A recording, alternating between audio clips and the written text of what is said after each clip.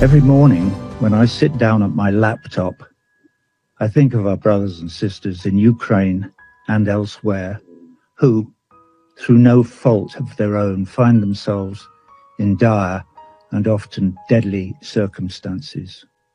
Over there, in Ukraine, they may be soldiers facing another deadly day at the front, or they may be mothers or fathers facing the awful question, how can I feed my child today? Or they may be civilians, not knowing that today the lights will go out for sure, as they always do in war zones, knowing that there is no fresh water, that there is no fuel for the stove, no blanket, just barbed wire and watchtowers and walls and enmity. Or they might be over here in a big, rich city like New York. Here, brothers and sisters can still find themselves in dire straits. Maybe, somehow, however hard they worked, all their lives, they lost their footing on the slippery, tilting deck of the neoliberal capitalist ship we call life in the city and fell overboard to end up drowning. Maybe they got sick. Maybe they took out a student loan. Maybe they missed a payment. The margins are slim. Who knows? But now they live on the street in a pile of cardboard, maybe even within sight of this United Nations building. Anyway, wherever they are, all over the world, war zone or not, together they make up a majority, a voiceless majority, and today I shall endeavour to speak for them. We the people wish to live. We wish to live in peace, in conditions of parity that give us the real opportunity to look after ourselves and our loved ones. We are hard workers, and we are ready to work hard. All we need is a fair crack of the whip.